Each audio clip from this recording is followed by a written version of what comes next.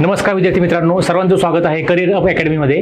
तर आज आपण काय करणार आहोत, इन्फॉर्मेशन कम्युनिकेशन टेक्नॉलॉजी किंवा तुमचा ICTचा जो पेपर 1 मधला पार्ट आहे तो पार्ट आपण यामध्ये कव्हर करणार आहोत। ह्याच्यामध्ये ICT तुमचं बेसिक ICT आहे, इन्फॉर्मेशन अँड कम्युनिकेशन टेक्नॉलॉजी। बेसिकमध्ये काय विचारले आपल्याला, फक्त बेसिकमध्ये ज्या कम्प्युटरशी रिलेटेड गोष्टी आहेत किंवा आपण जे दैनंदिन जीवनामध्ये जे आपण कम्प्युटर यूज करतो त्याच्याशी संबंधित ज्या गोष्टी बेसिक, याच्यामध्ये काय विचारू शकतो तुम्हाला, कम्प्युटर म्हणजे काय, त्याची मेमरी किती असते, CPU म्हणजे काय, रॅम म्हणजे काय, किंवा कम्प्युटरचे टाईप्स कोणते असतात, किंवा त्याच्यामध्ये फाईलचं एक्सटेन्शन काय असतं, असे बेसिक जे क्वेश्चन्स आहेत, इनपुट आउटपुट डिव्हाइस कोणते कोणते आहेत, हे बेसिक क्वेश्चनवरती जास्त भर दिलेला आहे। आणि अजून एक छोटासा पार्ट आहे, त्याच्यामध्ये काय की गव्हर्नमेंटच्या स्कीम आहेत, गव्हर्नमेंटच्या योजना ज्या ICTशी संबंधित गव्हर्नमेंटने आणलेल्या आहेत, त्या गव्हर्नमेंटच्या योजना आपल्याला ह्याच्यामध्ये विचारतात पेपर 1 मध्ये। तर आज आपण काय बघणार आहोत, फक्त कम्प्युटरशी रिलेटेड बेसिक क्वेश्चन आणि गव्हर्नमेंटच्या ज्या स्कीम आहेत त्या आपण नेक्स्ट लेक्चरमध्ये किंवा जेव्हा आपण एक लेक्चर टाकणार नवीन अपलोड करणार आहोत त्या लेक्चरच्या वेळेस आपण ते बघणार आहोत, बरोबर। तर आपण आज बघूया क्वेश्चन 1। पहिला क्वेश्चन काय विचारला आपल्याला, who is the father of computer. आता कसं आहे की आपण कम्प्युटरचे विषयाबद्दल प्रश्न चाललंय आपलं सगळं डिस्कशन, मग कम्प्युटरचं जनक कोण आहे किंवा फादर ऑफ कम्प्युटर कोण आहे, तर फादर ऑफ कम्प्युटर कोण आहे, चार्ल्स बॅबेज। ह्यांना म्हणतात, काय म्हणतात, फादर ऑफ कम्प्युटर। हे फादर कम्प्युटरचे जनक आहेत, ह्यांनी कम्प्युटरची निर्मिती केलेली आहे, तर ह्यांचं नाव आहे चार्ल्स बॅबेज। तर हे तुम्ही लक्षात असू द्या, कारण काय होतं की बऱ्याच वेळेस आपल्याला सगळ्या गोष्टी आपण बेसिक कन्सेप्ट क्लिअर करतो, एकदम कन्सेप्च्युअल गोष्टी माहिती असतात, पण आपल्याला थोडं बेसिकच समजा किंवा सिंपल क्वेश्चन माहित नसतो कधी कधी, तर चार्ल्स बॅबेज हे ऑप्शन लक्षात ठेवा तुम्ही कधी पण। Next question, which of the following is the correct abbreviation of the computer. कम्प्युटरचं समजा हे लॉंग फॉर्म किंवा कम्प्युटर म्हणजे काय हे आपल्याला आपण फक्त म्हणतो कम्प्युटर, मी कम्प्युटर घेतला किंवा कम्प्युटर सुरू केला किंवा कम्प्युटर वापरतो, पण कम्प्युटर म्हणजे काय, तर हे सगळं आपल्याला डिटेलमध्ये ह्या इथं आपल्याला दिलेलं आहे। तर कम्प्युटरमध्ये म्हणजे काय असतं, लक्षात घ्या की इथं कसं असतं, कधी कधी तुम्हाला ह्याचा मिनिंग माहित पाहिजे किंवा लॉंग फॉर्म माहिती पाहिजे 100%, पण जरी माहित असला नसला किंवा कधी माहित झाला नाही आपल्याला किंवा विसरलो आपण, तर आपल्याला काय असतं की इकडे बघा, कधी पण परीक्षेमध्ये कोणाला पण एखाद्या विद्यार्थी असतात ज्याला चांगले मार्क पडतात किंवा पहिला रँक येतो किंवा एकदम चांगल्या मार्काने पास होतो, त्यांना ह्या ऑब्जेक्टिव्ह पेपरमध्ये सगळेच क्वेश्चन येतात असं नसतं।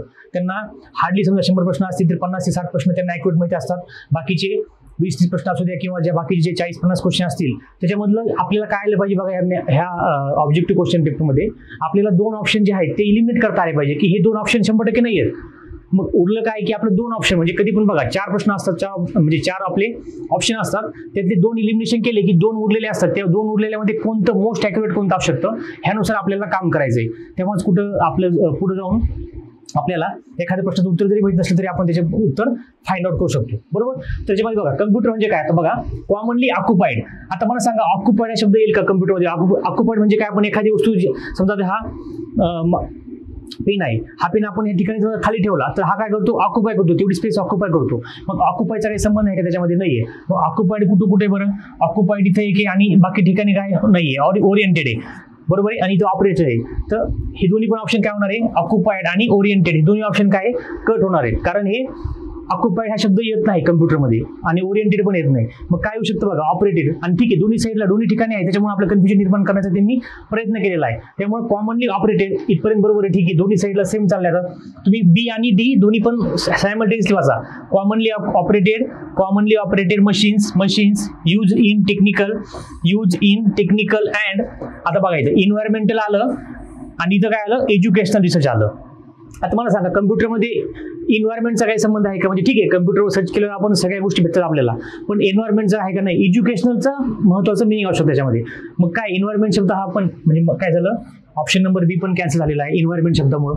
मग काय राहील आपला ऑप्शन नंबर डी, म्हणजे कम्प्युटर म्हणजे काय, commonly operated machines used in technical and educational research, हे आपलं उत्तर आलेलं आहे। कसं फाइंड आउट केलं आपण बघा, 2 ऑप्शन एलिमिनेट केले, त्यामध्ये 2 मधले परत हा इथं इन्व्हायरमेंट शब्द आला आणि एज्युकेशनल, तर एज्युकेशनल शब्द मोस्ट अप्रोप्रिएट आहे किंवा मोस्ट करेक्ट आहे, त्यानुसार आपलं ऑप्शन नंबर डी उत्तर आलेलं आहे, समजलं। Next question, what is the full form of CPU। आता CPUचा फुल फॉर्म काय आहे, तर CPU म्हणजे काय, computer processing unit, computer principal unit, central processing unit आणि कंट्रोल प्रोसेसिंग युनिट। तर CPU म्हणजे काय, सेंट्रल प्रोसेसिंग युनिट, CPU म्हणजे सेंट्रल प्रोसेसिंग युनिट, हे आपलं उत्तर पाहिजे। आता CPU म्हणजे काय, जे कम्प्युटरला म्हणजे म्हणू शकतो ना आपण कम्प्युटरचा ब्रेन किंवा कम्प्युटरचा मेंदू जो असतो तो असतो सीपीयू. सीपीयू मधनं सगळे प्रोसेस होतात. म्हणजे आपलं एखादा सम सोडवणं असो किंवा एखादी अवघड किचकट प्रक्रिया असो किंवा एखादं मोठं प्रॉब्लेम असो, कोणतीही गोष्ट आणि प्रोसेसिंग व्हायला म्हणजे सीपीयू काय आहे की सीपीयू मधनं सगळा डाटा आपला इकडे तिकडं प्रोसेस होऊ शकतो, बरोबर. किंवा सीपीयू मधनं सगळ्यात जास्तीत जास्त ऍक्टिव्हिटी किंवा सगळ्यात जास्त ज्या गोष्टी कम्प्युटरवर आपण अवघड गोष्टी करू शकतो किंवा कम्प्युटरवर सगळ्यात म्हणू शकतो आपण की ज्या गोष्टी सगळ्यात जास्त अवघड असतात त्या गोष्टी आपण सेंट्रल प्रोसेसिंग युनिटच्या सहाय्याने किंवा सीपीयूच्या मदतीने सगळ्या गोष्टी आपण सॉल्व्ह करू शकतो. तर त्यामुळे सीपीयूला काय म्हणतात, तुम्हाला प्रश्न येऊ शकतो what is the brain of the computer. समजा ठीक आहे, ह्यावेळेस काय प्रश्न विचारला व्हॉट इज सीपीयू किंवा what is the full form of CPU. पण तुम्हाला परीक्षेमध्ये असा प्रश्न आला what is the brain of the CPU. तर ब्रेन ऑफ द सीपीयू कोणतं आहे, sorry brain of the computer, brain of computer, brain of computer. तर ह्याला काय म्हणतो आपण, सीपीयू. ह्याचं उत्तर पण काय आहे, सीपीयूच आहे. समजलं. Next question, which of the following language does the computer understand. आता कम्प्युटरला कोणती लँग्वेज समजते. तो ऑप्शन नंबर 1 काय दिलेले, computer understand only C languages, computer understand only assembly language, computer understand only binary, computer understand only basic language. तर आपल्याला माहित पाहिजे कम्प्युटरला माहिती आहे का बायनरी लँग्वेज समजते. बायनरी लँग्वेज म्हणजे काय माहिती आहे का, कम्प्युटरला असं म्हणजे कम्प्युटरचा जे बनवलेलं असतं किंवा त्याची प्रोसेस आहे म्हणजे कम्प्युटरचं जे म्हणतो आपण स्ट्रक्चर आहे त्याच्यामध्ये काय आहे, बायनरी लँग्वेज कम्प्युटरला सगळ्यात जास्त समजते. आणि बायनरी लँग्वेज कशाच्या स्वरूपात येतं माहिती आहे का, 0-1च्या फॉर्ममध्ये 0-1-0-1 अशी ही लँग्वेज असते. बायनरी म्हणजे काय, तर 2 डिजिट वापरतात. कम्प्युटर लँग्वेजमध्ये बायनरीमध्ये 2 डिजिट वापरतात, ते असतात 0 and 1 किंवा म्हणजे त्यामुळे याला काय म्हणतो आपण बायनरी. बायनरी म्हणजे 2 गोष्टी 0-1, समजतं. तर computer understand only binary language. आता सी लँग्वेज कसं आहे, ती सगळं लँग्वेज आहे, ते असेंब्ली समजते, सी समजते, सगळ्या गोष्टी समजतात कम्प्युटरला, पण त्या गोष्टी सगळ्यात डिपेंड असतात बायनरीवरती. सगळ्यात बेसिक लँग्वेज किंवा कम्प्युटरची सगळ्यात मेन लँग्वेज कोणती आहे, बायनरी लँग्वेज आहे. Next question, which of the following is not a characteristic of computer. कम्प्युटरची कॅरेक्टरिस्टिक खालीपैकी कोणती नॉट विचारले, नॉट बघा कोणती नाहीये, बरोबर. आता व्हर्सॅटिलिटी कम्प्युटर आहे का, आहे. व्हर्सॅटिलिटी कम्प्युटर व्हर्सॅटाइल आहे. ॲक्युरसी आहे का कम्प्युटरची, आहे. डिलिजन्स आहे का कम्प्युटरला, आहे. आयक्यू आहे कम्प्युटरला. आता ह्याचा प्रश्न आयक्यू आहे का, तर कम्प्युटरला आयक्यू नाहीये. म्हणून म्हणजे ऑप्शन नंबर आयक्यू म्हणजे हे ऑप्शन नंबर काय विचारलं आपल्याला, which of the following is not characteristic म्हणजे ऑप्शन नंबर डी आपलं उत्तर आलेलं आहे. ऑप्शन नंबर डी आपलं उत्तर आलेलं आहे. म्हणजे कम्प्युटरची आयक्यू ही कॅरेक्टरिस्टिक नाहीये. तर आयक्यू का नाहीये, कम्प्युटरला सगळ्या गोष्टी समजतात. जगातलं सगळ्यात भारी म्हणजे सगळ्यात जास्त ज्ञान कम्प्युटरला आहे. पण आपण कम्प्युटरला जे फीड करतो किंवा कम्प्युटरला आपण ज्या गोष्टी प्रोव्हाइड करतो त्याच्यावरून कम्प्युटर नॉलेज जनरेट करतं किंवा क्रिएट करतो. म्हणजे आपण ज्या गोष्टी सांगू कम्प्युटरला ते कम्प्युटर क्रिएट करते त्या गोष्टी, बरोबर. मग इथं काय विचारले आपल्याला, कॅरेक्टरिस्टिक कोणती नाही कम्प्युटरची, आयक्यू नाही. कम्प्युटरला स्वतःचा आयक्यू काहीच नसतो. आपण त्याला जे फीड करतो, आपण त्याला जे प्रोग्रामिंग सांगतो, जी लँग्वेज आपण त्याला सेंड करतो, ज्या डाटा आपण त्याला प्रोव्हाइड करतो त्याच्यावरून कम्प्युटरचा आयक्यू समजतो किंवा आयक्यू ठरून जातो. म्हणजे कम्प्युटर स्वतःचा आयक्यू आहे का नाहीये. कम्प्युटरला व्हर्सॅटिलिटी आहे, ॲक्युरसी आहे आणि डिलिजन्स पण आहे, बरोबर. त्यामुळे ऑप्शन नंबर डी आहे. कम्प्युटरची कॅरेक्टरिस्टिक आयक्यू ही कम्प्युटरची कॅरेक्टरिस्टिक नाहीये. त्यामुळे ऑप्शन नंबर डी आपला आलेला आहे. Question number 6, which of the following is the smallest unit of data in a computer. आता कम्प्युटरमध्ये वेगवेगळ्या प्रकारचा डाटा आपण सेव्ह करतो. तर डाटा म्हणतो ना आपण, किती MB भरली फाईल, किती जीबीची फाईल आहे, किती केबीची आहे, किती बाईटची आहे. तर सगळ्यात स्मॉलेस्ट युनिट कम्प्युटरमध्ये कोणतं असेल बरं, बीट आहे, केबी आहे, निबल आहे का बाईट आहे. तर सगळ्यात छोटं युनिट आपण कम्प्युटरचं त्याला आपण काय म्हणतो बरं, त्याला म्हणतो आपण बीट म्हणतो. काय म्हणतो आपण त्याला, बीट. सगळ्यात स्मॉलेस्ट युनिट आहे कम्प्युटरचं बीट, बरोबर. आता बघूया नेक्स्ट याच्यामध्ये बघा, bit is defined as the smallest unit of data in a computer. लक्षात ठेवा सगळ्यात छोटी गोष्ट कोणती कम्प्युटर मधली, बीट. सगळ्यात छोटी गोष्ट किंवा सगळ्यात स्मॉलेस्ट युनिट काय, बीट आहे. त्यानंतर it is use a short form of the binary digit. Bit म्हणजे काय, binary digit. A bit can be have only 2 value. बघा 0 आणि 1 असतं बीटमध्ये फक्त. A nibble comprises 4 bits. एक निबल म्हणजे किती, 4 बिट्स, लक्षात ठेवा. आणि a byte is collection of 8 bit. एक बाईट म्हणजे 8 बिट, एक निबल म्हणजे 4 बिट, एक बाईट म्हणजे 8 बिट. हे आपल्याला विचारतात तुम्हाला कधी कधी. आता पुढचा प्रश्न बघा, याच्यामधून आपले 2 क्वेश्चन तयार होतात. व्हॉट इज 1 निब किंवा 1 निबल इक्वल्स टू, आपल्याला प्रश्न विचार 4 bits, 8 bytes, 1 MB, none of the above. मग काय सांगणार आपण, 4 बिट्स. किंवा 1 byte is equal to 8 bit, 4 bit, 10 bit, 16 bit. तर काय आहे, 1 byte is equal to 8 bit, लक्षात ठेवा. आणि केबी म्हणजे काय, 1 केबी म्हणजे बघा, whereas KB equals to 1 KB is equal to 1024 bytes. 1 KB म्हणजे 1024 बाईट्स, बरोबर. तर अशा पद्धतीने आपण ह्याच्यामध्ये 3 क्वेश्चन आपले तयार होतात. सगळ्यात छोटं कोणतं आहे, बीट आहे, आणि बीटचं कंपॅरिझन मध्ये 1 nibble is equal to 4 bit, 1 byte is equal to 8 bit, आणि 1 KB is equal to 1024 bytes. समजतंय. Next question, which of the following unit is responsible for converting the data received from the user into a computer understandable format. म्हणजे एखादा data आहे तो receive होतो आणि युजरला काय होतं की data received from the user into a computer understandable format. म्हणजे एखादा डाटा आहे तो डाटा कन्वर्ट केल्यानंतर म्हणजे नेमकं त्याच्यामध्ये एक प्रश्न बघा काय होतं, विचारलाय आपल्याला, कसा विचारलाय, तर इनपुट युनिट किंवा ह्याला आपण काय म्हणतो, which of the following unit is responsible for converting the data received from the user into a computer. आता एखादा डाटा आहे, समजा आपल्याला मला एखाद्या कम्प्युटरमध्ये काहीतरी गोष्टी इनपुट करायची, तर मला काय लागणार, इनपुट युनिट लागणार. इनपुट युनिट म्हणजे आता कीबोर्ड आहे, कीबोर्डला काय म्हणतात, इनपुट युनिट, कारण कीबोर्डवर आपण टाईप केल्यावरती ते इनपुट होतं कम्प्युटरला. माऊस आहे, माऊसला आपण काय म्हणतो, इनपुट युनिट. म्हणजे आपण काहीतरी माऊसने केलं किंवा माऊसने एखादं सर्च केलं किंवा एखादं क्लिक केलं, तर ते क्लिक कम्प्युटरला जाऊन ते डाटा, म्हणजे माऊस काय करतं, इनपुट डिव्हाइस आहे, कम्प्युटरला डाटा प्रोव्हाइड करतं. आणि काही डिव्हाइस असतात ते आउटपुट डिव्हाइस असतात, बरोबर. तर इथं काय दिलं आपल्याला की कोणतं डिव्हाइस हे रिस्पॉन्सिबल आहे डाटा युजरकडून घेण्यासाठी, तर कोणतं डिव्हाइस आहे बघा, आउटपुट युनिट पण नसणार आहे, मेमरी आणि अर्थमॅटिक दोन्ही पण नाहीये. म्हणजे ऑप्शन नंबर काय आपलं, इनपुट युनिट. म्हणजे एखाद्या युजरकडून डाटा कम्प्युटरला द्यायचा असला तर इनपुट युनिटचं काम खूप मोठं असतं. समजतंय. Next question, which of the following is not the type of the computer code. आता कम्प्युटरमध्ये वेगवेगळे प्रकारचे कोड असतात, तर खालीलपैकी कोणता कोड हा कम्प्युटरशी रिलेटेड नाही किंवा कम्प्युटरचा टाईपचा कोड नाही कम्प्युटरच्या. तर काय दिलं बघा आपल्याला, EDIC, ASCII, BCD, EBCDC आणि EDIC. तर याच्यामध्ये तुम्हाला हे सगळ्या गोष्टी माहित पाहिजे. आता ASCII म्हणजे काय, American standard code, American standard code आहे हा,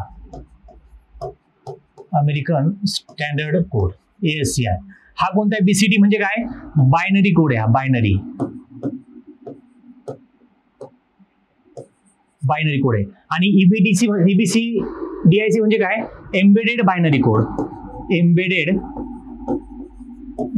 बायनरी कोड, बरोबर. तर ECDIC ह्याचा काय लॉंग फॉर्म वगैरे काही नाहीये, म्हणून आपल्याला काय विचारलं, which of the following is not type विचारलं ना, तर ECDIC नॉट म्हणजे ऑप्शन नंबर ए करेक्ट आहे आपलं. बाकीचे हे कोड लँग्वेज किंवा कम्प्युटरमध्ये वापरतात, वरचा कोड हा कम्प्युटरमध्ये वापरत नाहीये, त्याच्यामुळे उत्तर काय आपलं EDIC. समजतंय, option number A. Next question, which of the following are physical devices of a computer. कम्प्युटरचं फिजिकल डिव्हाइसेस कोणते आहेत.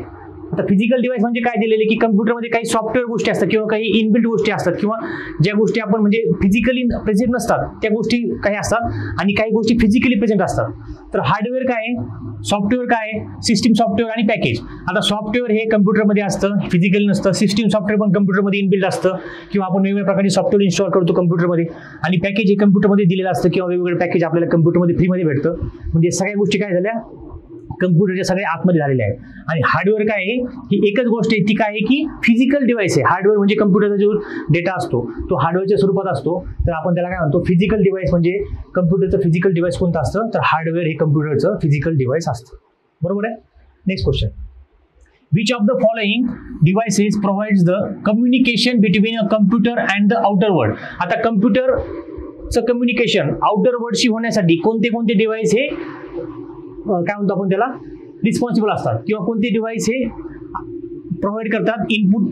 म्हणजे काय म्हणू शकतो आपण बघा, which of the following devices provide the communication between कम्प्युटरच्या आणि आउटर वर्ल्ड सोबत, जगासोबत कम्प्युटरचं जे जेवण होते ते कोणामुळे होते. तर काय दिलं आपल्याला, कॉम्पॅक्ट दिलेलं आहे, हे चूक आहे. ड्राईव्ह दिलेलं आहे, हे पण चूक आहे. स्टोरेज, हे पण चूक आहे. तर इनपुट आउटपुट डिव्हाइसमुळे आपलं काय होतं, कम्प्युटरचं जगाशी देवाणघेवाण होतं. इनपुटमुळे आपण डाटा कम्प्युटरला इनपुट एंट्री करतो आणि कम्प्युटर आपल्याला तो डाटा शो करतं. म्हणजे कम्प्युटरची स्क्रीन असते ती असते आपली आउटपुट डिव्हाइस, ती आपल्याला डाटा दाखवतो. समजा आपण एखादं सर्च केलं, गुगलला सर्च केला आपण कॅमेरा, तर कॅमेरा हा सर्च केला, माऊसदार कीबोर्ड आणि माऊस वापरला आपण, कॅमेरा सर्च केला हा वर्ड कम्प्युटरमध्ये, कम्प्युटरची स्क्रीन आपल्याला ती गोष्ट आउटपुट दाखवते किंवा तिचं त्या गोष्टीची संबंधित माहिती दाखवते. ते म्हणून काय झालं, कम्प्युटर हे झालं आपलं आउटर स्क्रीन किंवा आउटर किंवा आउटपुट डिव्हाइस. समजतंय? Next question, which of the following is not a type of computer on the basis of operation. Which of the following is not a type of computer on the basis of ऑपरेशनच्या बेसिसवरती कम्प्युटरचा कोणता type नाहीये. तर digital computer असतात का? असतात. Analogue computer असतात का? असतात. हायब्रिड कम्प्युटर असतात का? असतात. रिमोट कंट्रोल कम्प्युटर असतात का? नसतात. त्यामुळे ऑप्शन नंबर डी हे आपला आन्सर आहे. काय विचारलं, which of the following is not a type of computer. Digital computer असतात, अॅनालॉग कम्प्युटर असतात आणि हायब्रिड कम्प्युटर, ज्याच्यामध्ये दोन्ही पण गोष्टी इन्क्लूड असतात. हे तिन्ही पण कम्प्युटरचे टाइप्स आहेत, पण रिमोट कम्प्युटर हा कम्प्युटरचा टाईप नाहीये. Next question,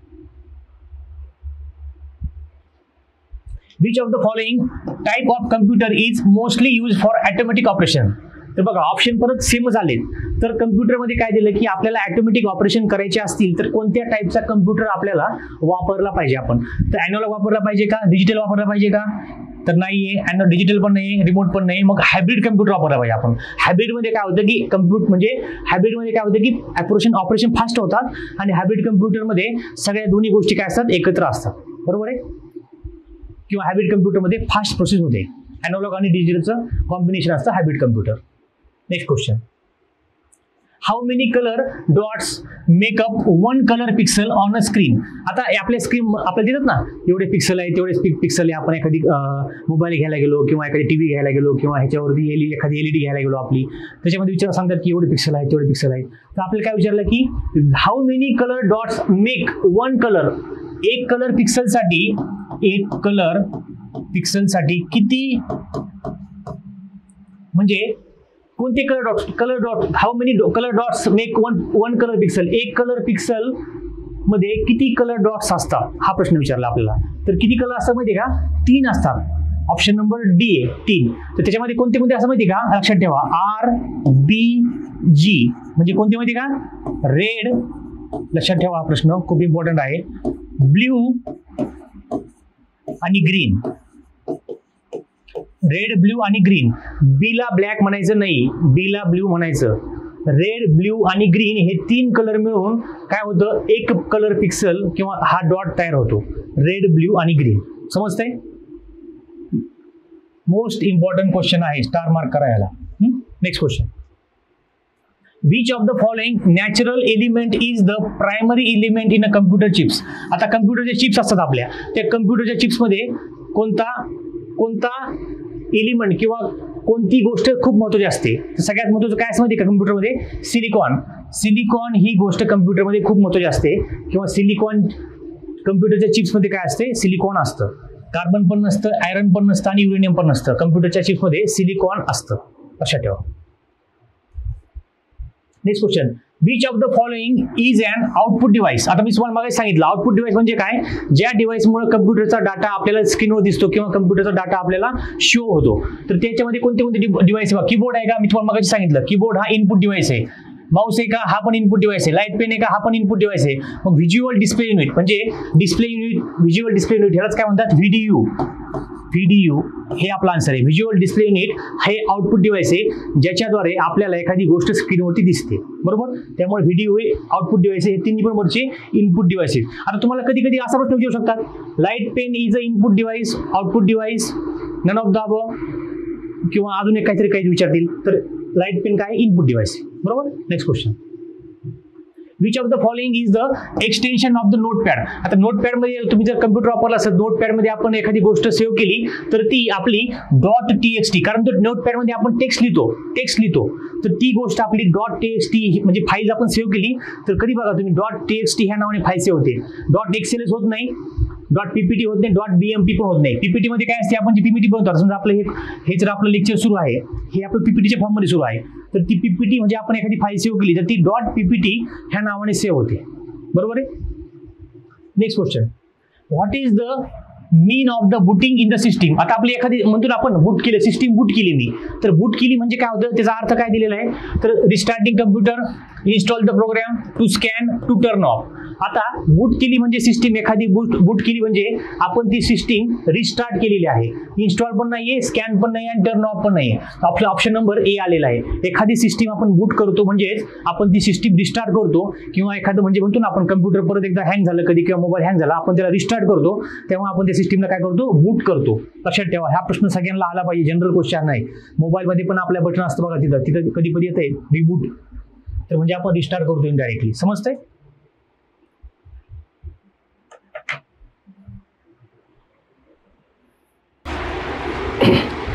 next question.